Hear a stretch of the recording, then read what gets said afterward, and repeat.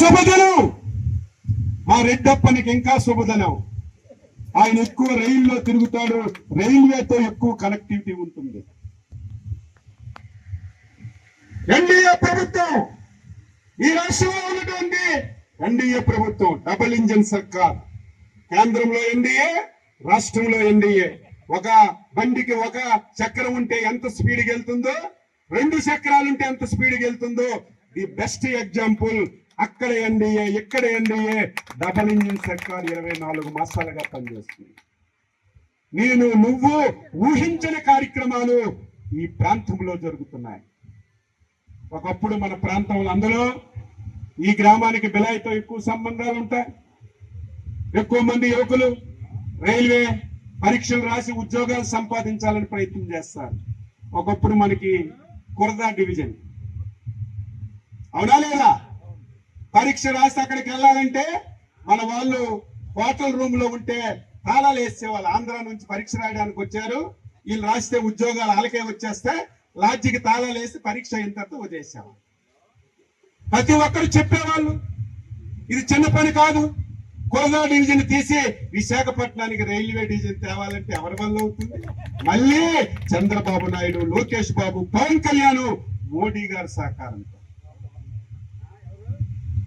ఈ రోజు మనకి ఒక శుభదినం. ఎందుకన్నానంటే విశాఖపట్నం కేంద్రంగా రైల్వే డివిజన్ ఈ రోజే ప్రారంభమవుతుంది. ఈ రోజు నుంచి విశాఖపట్నం నుంచే మన రైల్వే కార్యక్రమాలన్నీ ప్రారంభిస్తాయి. ఎవరికైనా కొత్త ట్రైన్ కావాలన్నా, కొత్తగా ఉద్యోగాలు కావాలన్నా, రైల్వే ఏ సమస్య పరిష్కరించాలన్నా ఢిల్లీ వరకు వెళ్ళక్కర్లేదు, వైజాగ్ లో కూర్చునే పరిష్కారం చూపించు.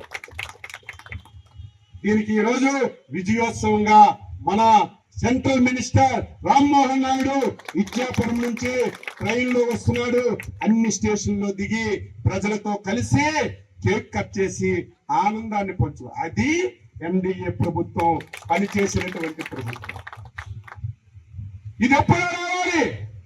2014-19 తెచ్చాం, శాంక్షన్ చేయించాం. 5 సంవత్సరాలు దుర్మార్గులు ఈ రోజు నీతి కౌరులు మాట్లాడుతున్నారు. ఎందుకు ఆగిపోయింది 5 సంవత్సరాలంటే ఆ రైల్వే జోన్కి కావలసినటువంటి 54 ఎకరాలు భూమి ఇవ్వక 5 సంవత్సరాలు ఆగిపోయింది. సిగ్గుందా? ఉత్తరాంధ్ర నాయకులను తిరుగుతున్నటువంటి మీకు సిగ్గుంటే ఆయనకి మీరు ఒత్తాసు పలుకుతుంటే నేను సిగ్గుపడుతున్నాను. 54 ఎకరాలు రైల్వే జోన్కి ఇవ్వాల్సింది ఇవ్వకుండా 5 సంవత్సరాలు జోడినట్టు పెట్టాం. మళ్ళీ మనం వచ్చి భూమిచ్చి ముఖ్యమంత్రి చంద్రబాబు నాయుడు గారు, మొన్నే కేంద్ర మంత్రి అశ్విని వైష్ణవ్ గారు విశాఖపట్నంలో డిఆర్ఎం ఆఫీస్కి వెళ్ళి అక్కడే అనౌన్స్ చేశారు. ముఖ్యమంత్రి గారు ఒకటే చెప్పారు, జూన్ 1వ తారీఖు నుంచి విశాఖపట్నం రైల్వే డివిజన్ ప్రారంభం అవ్వాలి. ఆ రోజు నుంచి పనులు జరగాలంటే ఇచ్చిన మాట ప్రకారం అది నిలబెట్టుకున్నామని చెప్పి తెలియజేస్తారు. ఇది ప్రజాప్రభుత్వం అంటే. నీది గొడ్డల పార్టీ. 1 కాదు, 2 కాదు, 3 కాదు, 30 సార్లు చెప్తాను నీది గొడ్డల పార్టీ. ఎందుకు గొడ్డల పార్టీ? దానికి కూడా ఎక్స్ప్లెనేషన్ ఇవ్వాలి కదా. అపోజిషన్ లో ఉన్నప్పుడు నీకు నువ్వే పొడుచుకొని కోడికత్తెను రామాడు. నీ వాళ్ళతోనే రాయిసిరి కొంచుకొని గులకరాయని చెప్పా. దీంతో సినిమా రక్తి కట్టించలేదని, ఈ చిన్న చిన్న డ్రామాలకి ప్రజలు నమ్మరని ఎలక్షన్లకి 10 రోజుల ముందు నీ బాబాయినే గొడ్డలతో నరికి చంపించా. చంపించావు. నీ డ్రామా ఏంటి? సొంత నీ చిన్నాన్నే చనిపోతే, గొడ్డలతో చనిపోతే నీకు తెలిసి గుండెపోటుతో చనిపోయా. సాయంత్రానికి గుండెపోటు చంద్రబాబు నాయుడే చంపాడని మరుసటి రోజు దుర్మార్గమని చెప్పిన పేపర్, ఆ పేపర్ పేరు కూడా మాటకి చెప్పాలంటే నాకు అసహ్యం వేస్తుంది. తెల్లారిసరికి సాక్షి పేపర్ చూస్తే 6 అడుగులు చంద్రబాబు నాయుడు ఫోటో వేసి 6 అడుగులు కత్తి చంద్రబాబు నాయుడు చేతిలో ఎత్తి నిలువెత్తు ఫోటో వేశాడు. చంద్రబాబు నాయుడే మా బాబాయిని చంపేశాడు. అయ్యయ్యో మా తాత చచ్చిపోయాడు, అయ్యయ్యో మా నాన్న చచ్చిపోయాడు. అయ్యో నాకు మిగిలినోడు మా బాబాయ్ ఈయనకి చంపేశారని అందరికీ సింపతి చేసి 2019లో ఎన్నికల్లో గెలిచారు. ఒకసారి చేస్తే నమ్ముతారు, నిన్ను జీవితంలో ఆంధ్రప్రదేశ్ ప్రజలు నమ్మరు అని చెప్పి తెలియజేస్తున్నాను. ఇదేదో మా గురించి కాదు, ఈ రాష్ట్ర భవిష్యత్తు గురించి చెప్తున్నాను. మళ్ళీ మొదలు పెట్టాడు, నిన్ను తలనరికేసి మన మీద పెట్టాలి. మన గుంటూరు పలకరింపుకెళ్ళి నీ కారు మీద ఒక తలకాయి తాటికాయకి వచ్చినట్టు కోసేసి అది కూడా మనమే చేసామని చెప్తాడు. లేకపోతే కులాల మధ్యన మొదలు పెడతాడు. ఈ పరిస్థితులన్నీ గతంలో గమనించక అప్రమత్తంగా ఉండి నువ్వు వేషాలు వేసావు, కానీ ఈసారి నీకు ఆ వేషాలు జరగనివ్వమని ఈ సందర్భంగా తెలియజేస్తున్నాను. అందరూ ఉన్నారు, ఇది ప్రజల్లోకి తీసుకెళ్ళాలి, ఎక్కడికక్కడ మాట్లాడాలి. అభివృద్ధి సంక్షేమం నాకు వదలండి, అది నా బాధ్యత. మీకు ఇచ్చిన మాట ప్రకారం ప్రతి గ్రామంలో ప్రతి నాయకుడు తెలుగుదేశం నాయకుడు అంటే ఇలాగుండాలి, శబాష్ అని మీకు సెల్యూట్ కొట్టే విధంగా, మీకు గౌరవించే విధంగా చేసే బాధ్యత నేను తీసుకుంటాను. ఏం కావాలి ప్రజలకి? వాళ్ళకు సదుపాయాలు కావాలి, వాళ్ళకి అవసరమైన నీడ్స్ కావాలి, ప్రభుత్వం ఇస్తున్న సంక్షేమ పథకాలు అందాలి. దీనికి మించి చాలా మంది చదువుకున్న యువకులు ఉన్నారు, ఉద్యోగాలు కావాలి. ఆ ఉద్యోగాల గురించే చాలా ప్రయత్నం చేస్తున్నాం. మొన్నే మాట్లాడాను లక్ష్మీపురంలో, మళ్ళీ మాట్లాడుతున్నాను. ఉద్యోగాలు కావాలన్నా, పరిశ్రమలు రావాలన్నా ప్రజలు సహకరించకపోతే రాదు. ప్రజలు సహకరించకపోతే ఏ పరిశ్రమ రాదు. గాలిలో పరిశ్రమలు కట్టలేం, ఆకాశం మీద కట్టలేం, భూమి మీదే కట్టాలి. అలాగని చెప్పి గత వైసీపీ ప్రభుత్వం లాగా, గొడ్డల పార్టీ లాగా ఎవరిని మోసం చేయము. ప్రజలకి మెప్పిస్తాం, ఎక్స్ప్లెయిన్ చేసి వారి సహాయం తీసుకొని పరిశ్రమలు కట్టడానికి ప్రయత్నం చేస్తామని ఈ సందర్భంగా తెలియజేస్తూ, ఇప్పుడు కొత్త పదం వండుకున్నాడు. ఉద్యోగం బాగా జరిగింది, రిజర్వేషన్లు కోటాలో ఏవో తప్పులు జరిగాయని మాట్లాడు.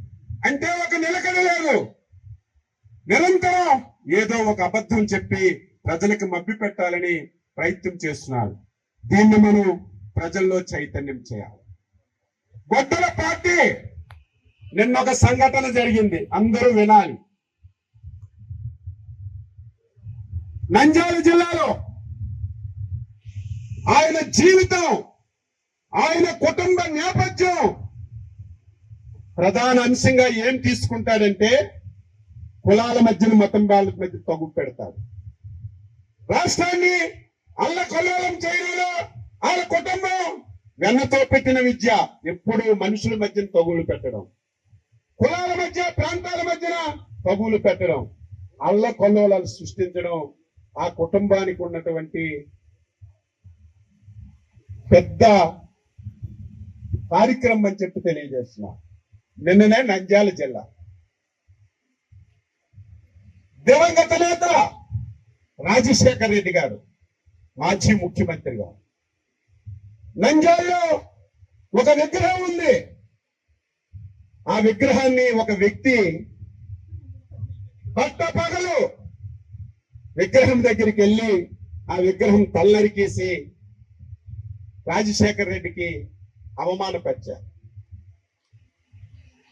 ఎప్పుడైతే ఆ వీడియో బయటకు వచ్చిందో 6 నిమిషంలోనే సాక్షి టీవీల్లో, పేపర్లో, సోషల్ మీడియాలో ఎన్డీఏ ప్రభుత్వం, తెలుగుదేశం రాజశేఖర్ రెడ్డి తల నరికేశారని అల్లకల్లోలం చేయాలని చెప్పి ప్రయత్నం చేశారు. రాష్ట్రంలో విధ్వంసం చేయాలని ప్రయత్నం చేశారు. నువ్వు దొంగవని తెలిసి, నువ్వు క్రిమినల్ అని తెలిసి, నువ్వు ఒక గొడ్డల పార్టీ అధ్యక్షుడు అని తెలిసి 1000 కళ్ళతో మేము ఎదురు చూస్తున్నాం. వెంటనే పోలీసులు రంగంలో దిగారు. ఇది దాపరికం లేదు, స్పష్టంగా ఎవడెళ్ళి కొట్టాడో ఆ ఫోటో, వీడియో ఉంది. వెంటనే పోలీసులు ఆ వీడియో చూసి ఈయన సంగతి ఏంటని అడిగితే ఆయన అక్కడ ఉన్నటువంటి ఎమ్మెల్యే, మాజీ ఎమ్మెల్యే రవికి ముఖ్యమైనటువంటి అనుసరుడు, పక్కా వైసీపీ కార్యకర్త. ఆయన వెళ్ళి రాజశేఖర్ రెడ్డి తల నరికేశారు. వెంటనే ఈ విషయాన్ని బయటలో పెట్టాం, వాస్తవాలు బయటకు ఇచ్చాం. ప్రజలకు తెలిసిపోయింది వీళ్ళు వడ్డల పార్టీ అంటే ఇదే, సైకో పార్టీ అంటే ఇదే, వాళ్ళ తల్లు వాళ్ళే నరుక్కొని మన మీద పెట్టి మనకి ఇబ్బంది పెడతారు. మీరు ఈరోజు సాక్షి పేపర్ చదవండి. నేను ఇంటి గురించి ఈవేళ చదివాను పేపర్. వైసీపీకి ఎంతకంటే ప్రధాన అంశం ఏమైనా ఉంటుందా? నీ తండ్రి మాజీ ముఖ్యమంత్రి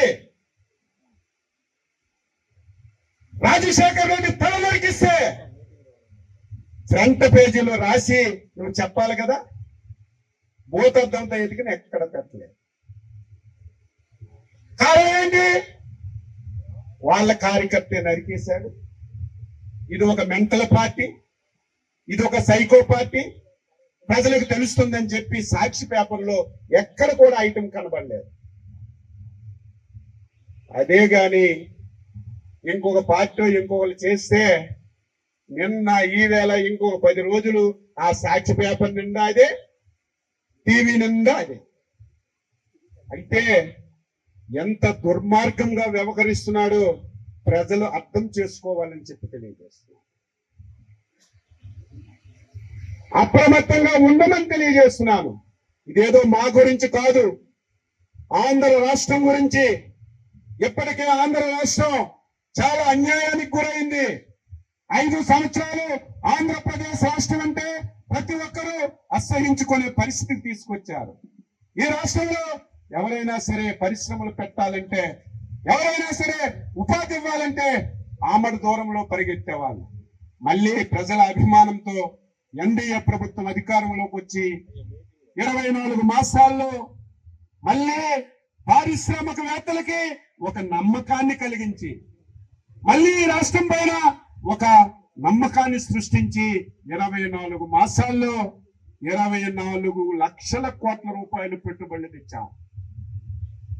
24 లక్షల మందికి ఉద్యోగాలు ఇవ్వడానికి శరవేగంతో నారా లోకేష్ బాబు నాయకత్వంలో పనిచేస్తున్నాం. ఇదేదో పెట్టుబడులు వచ్చాయని మైకులో చెప్పడం కాదు. ఏ ఊరిలో ఏ పరిశ్రమ వస్తుంది, వాళ్ళకి ఎంత భూమి ఇచ్చాం, ఎప్పటికి పూర్తి చేస్తారు, ఎప్పుడు ఓపెనింగ్ చేస్తారని డేట్లు పెట్టి ఈరోజు క్లోజ్ గా చూస్తున్నాం. 24 లక్షల ఉద్యోగాలు ఏదో మైక్ పెట్టి చెప్పడం కాదు. మీరు ఎక్కడ కంప్యూటర్లో కొట్టినా ఏ జిల్లాలో ఎన్ని పరిశ్రమలు వచ్చాయి, ఏ పరిశ్రమలో ఎంతమందికి ఉద్యోగాలు వచ్చాయని స్పష్టంగా చెప్పి ప్రయత్నం చేస్తున్నాం. 24 మాసాల్లో మన ఉత్తరాంధ్రకి తీరని ద్రోహం చేశాడు. ఉత్తరాంధ్ర విశాఖపట్నానికి మొన్నటి వరకు రాజధాని అని చెప్పాడు ఎలక్షన్ల ముందు. అంటే ఉత్తరాంధ్ర తెలుగుదేశం పార్టీ కంచుకోట, అక్కడేదో రాజధాని అంటే ఉత్తరాంధ్ర ప్రజలు నాకేదో ఓట్లేసి అందలం ఎక్కిస్తారనుకున్నాడు. జగన్మోహన్ రెడ్డి గొడ్డల పార్టీ అధ్యక్ష, ఉత్తరాంధ్ర ప్రజల అమాయకులు కాదు. మొన్న 2024 ఎలక్షన్లలో కర్ర కాల్చి వాట పెట్టారు. 3 జిల్లాల్లో ఒక్క సీటు కూడా గెలిపించకుండా తెలుగుదేశం పార్టీ ఎన్డీఏ ఈ ప్రాంతానికి అభివృద్ధి చేసిందని నమ్మకంతో ఓట్లేసి అయినా సిగ్గులేదు. ఒకసారి ప్రజలు చీగొలితే చేతికలిస్తే కొంతైనా మార్పు రావాలి కదా. మళ్ళీ అదే కుయ్యంతులు, అదే కుతంత్రాలు